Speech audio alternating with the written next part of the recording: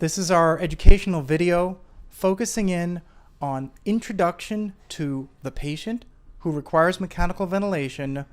This is aimed at a house officer with their first experience being in an intensive care unit.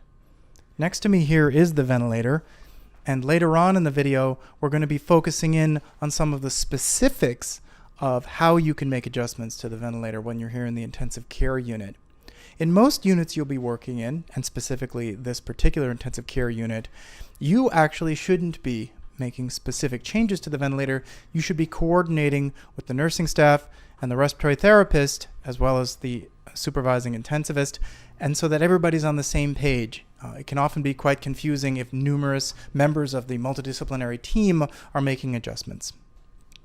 In terms of specifics and how we want you to think about patients who are on mechanical ventilation, we try to break things down into two fundamental types of mechanical ventilation: fully supported modes and then weaning modes.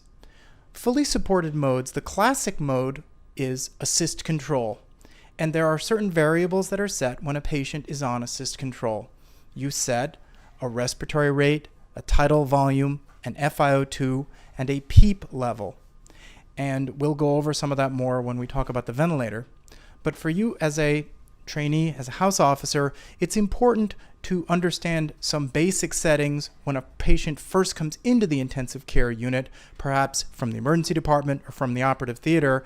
You would want that patient to be on your unit's version of assist control so that you have set them on, usually starting at 100% oxygen and working with the respiratory therapist to wean the oxygen down. You'll set them on some sort of reasonable rate. 12, 14, 16 breaths per minute. You'll set a tidal volume usually in the 300 to 400 milliliter range, sometimes higher, but as you'll see for patients with ARDS where you're aiming at 6 mLs per kilo predicted body weight, often their tidal volumes will be much lower than that. And almost all patients are set on a PEEP level physiologic of starting out at 5 centimeters of water, and for the majority of patients, specifically here in a surgical intensive care unit, you can leave them on these low levels of PEEP and they won't require further adjustments. Patients who develop acute respiratory distress syndrome often require higher levels of mechanical ventilation. In this particular intensive care unit, our most commonly used ventilator mode is what's known as PRVC, pressure regulated volume control.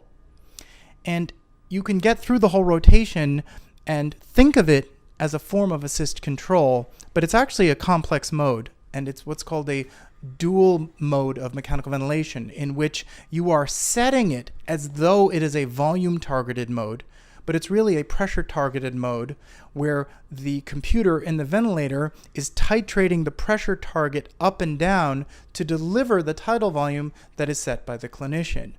And although that can be a bit of a mouthful, the idea is there are real benefits from a patient standpoint of using a pressure-targeted mode of mechanical ventilation. First of all, it gives them what's called demand flow. As they breathe in more, they get the flow they need since you're focusing in on a particular pressure, and you get most of your flow up front. In addition, as the patient's pulmonary compliance changes, the amount of tidal volume they'll get can change from breath to breath if you're using a mode like PRVC. There are some times where you will see the intensivist and the respiratory therapist work with each other and disengage the patient off of PRVC and formally switch them to either a volume control mode or a pressure targeted mode like pressure control. And it really is like taking a car and switching them from an automatic transmission to more of a stick shift, where we want to specifically either dial in a pressure or dial in a volume and have a volume delivered, rather than have the ventilator dial up and down on a pressure to have it try and get that tidal volume that we dialed in. What we'd like to do here is give you a tour of the Maquette Servo I ventilator. This is the ventilator that we happen to use in all of our adult intensive care units here at the medical center. This is a standard setting. We have an artificial lung here, and this is, as you can see, the patient is set on PRVC, pressure regulated volume controlled. The patient is set with an FiO2 of 60%. There's a PEEP of 5 set, and you would change these by dialing the little knobs here up and down. There's a set rate of 15, and the tidal volume is set at exactly 450 milliliters. If you press this button here, this is the standard mode that you'll see on this particular ventilator, and this is telling you what the patient is actually getting. So for example, you can see that the tidal volumes going in are 454 mLs, and the tidal volumes coming back are 458 mLs. These numbers should be very close to each other, and if they're not, something needs to be looked into. Either the patient has a problem with their endotracheal tube balloon, or the patient has some sort of bronchopleural fistula of some kind where air is leaving the patient, not coming back through the lumen of the endotracheal tube. This is documenting that the patient is still on 60% oxygen, that they're actually getting the oxygen you want them to be getting. And there will be discrepancies here sometimes, for example, when you first make changes to the amount of oxygen that you're requesting as the oxygen blender dials up and down. Here is important, documenting the I to E ratio, and this is normal, the 1:3 ratio in terms of inspiration and exhalation. And this is important. I'm always asking this on rounds, what are we set at and what are we breathing at? Because this is very important. Depending on what the arterial blood gas shows, are we overventilating the patient? Are we underventilating the patient? Are we oversedating the patient? So next, we're going to demonstrate how you do an inspiratory pause to show a plateau pressure. As we've talked about on rounds, the differential diagnosis of patients that have a high peak airway pressure includes those patients that have a high peak airway pressure with a high plateau pressure and those that have a high peak airway pressure with a normal plateau pressure. So my assistant here during the next breath is going to do an inspiratory pause.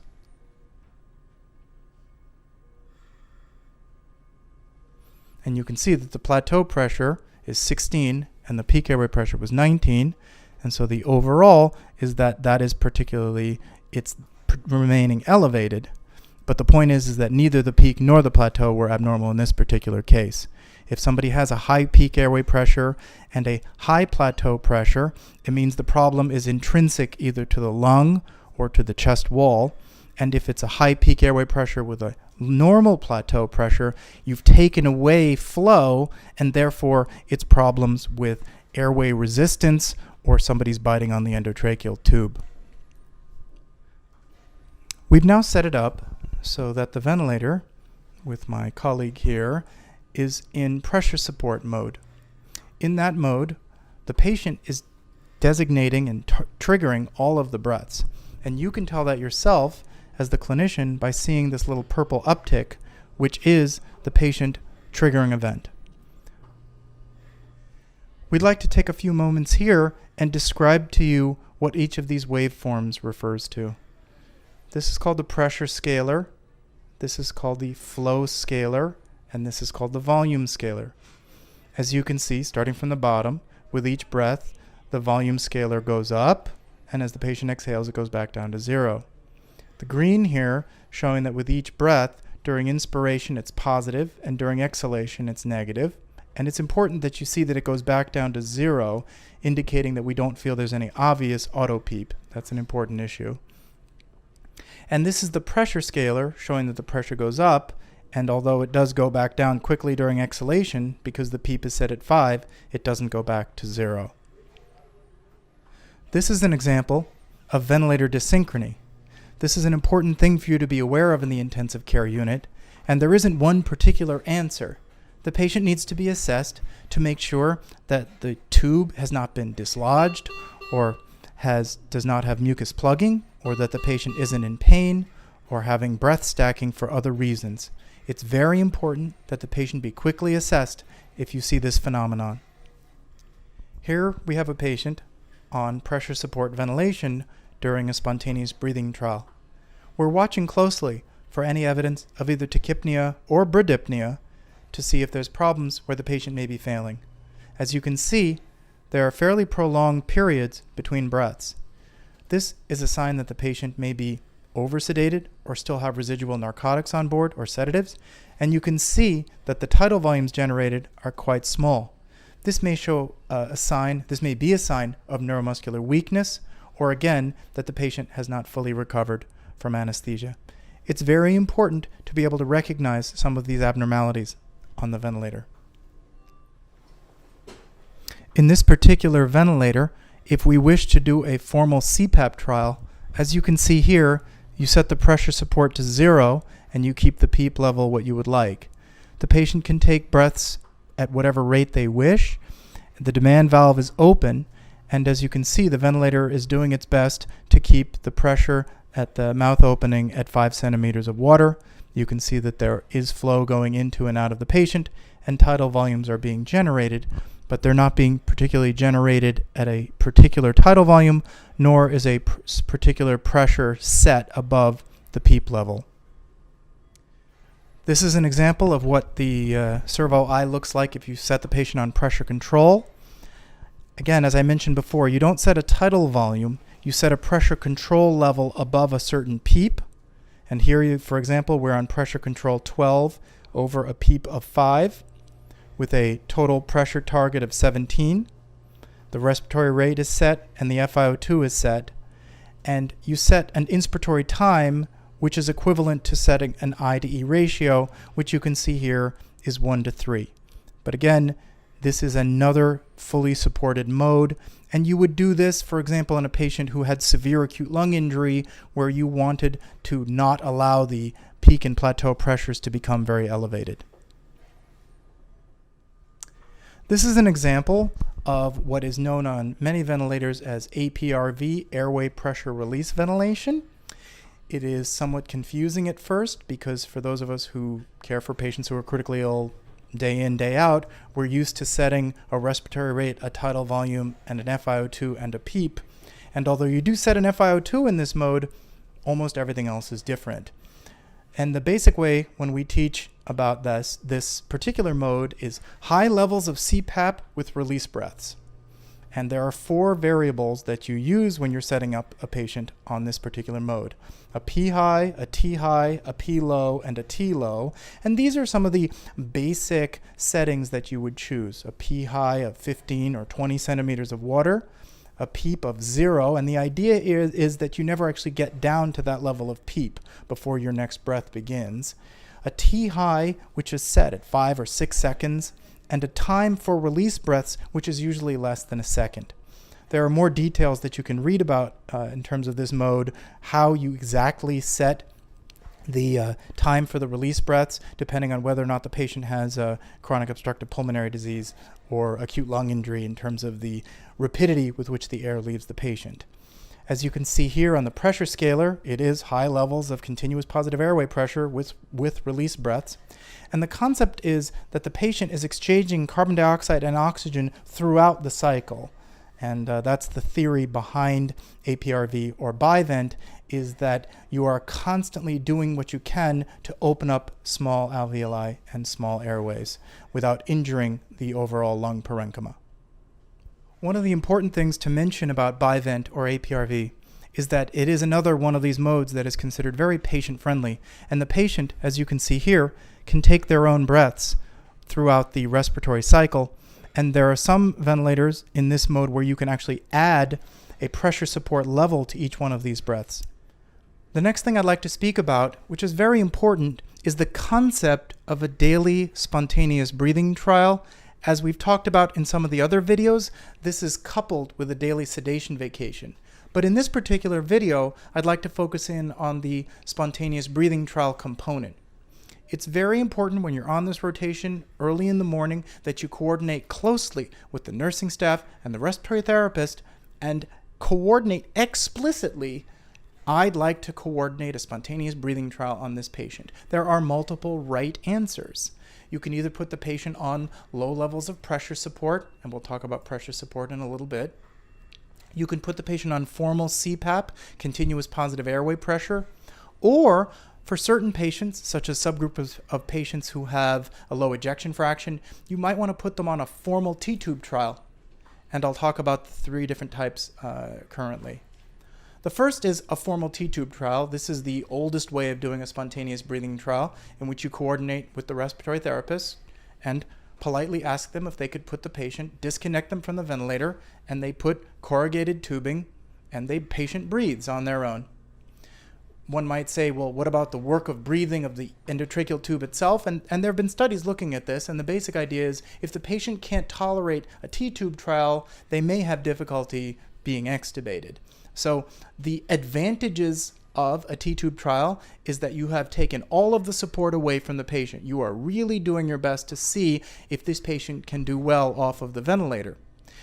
As I mentioned before, the reason you would do this in a patient who had evidence of congestive heart failure or decreased systolic function is that low levels of positive pressure ventilation can often be enough to have a patient look like they're doing well, and then when you extubate the patient, they can develop flash pulmonary edema and require immediate or urgent reintubation. So that's a T-tube trial. Usually we'll watch a patient for 30, 40 minutes or so, and if they're comfortable and they don't appear to have either subjective or objective criteria of failing, including becoming tachypnic, tachycardic, anxious, agitated, hypoxic. The idea here is if the patient looks good after 30 or 40 minutes and you check an arterial blood gas and they don't show evidence of either hypoxemia or hypercapnia or acidosis, then the patient should be extubated. This is the concept of a spontaneous breathing trial. We're not slowly weaning patients from the ventilator as was done 15 or 20 years ago. Continuous positive airway pressure can be set on the ventilator, and the idea is, as I've been taught, this is sticking your head out of a car window going 50 miles an hour. The machine isn't trying to determine when you're breathing in and out, it's just there to keep a certain amount of pressure at the mouth. This is another reasonable way to do it. The most commonly used approach, at least in this intensive care unit, is low levels of pressure support. So let me talk for a couple of minutes now about pressure support ventilation. And the way I like to describe this is if I'm the ventilator and you're the patient. Pressure support mode, the variables that are set are different from assist control. In pressure support, you still set an FiO2 and you set a PEEP, but you don't set a respiratory rate and you don't set a tidal volume. You set a pressure support level over a certain PEEP level.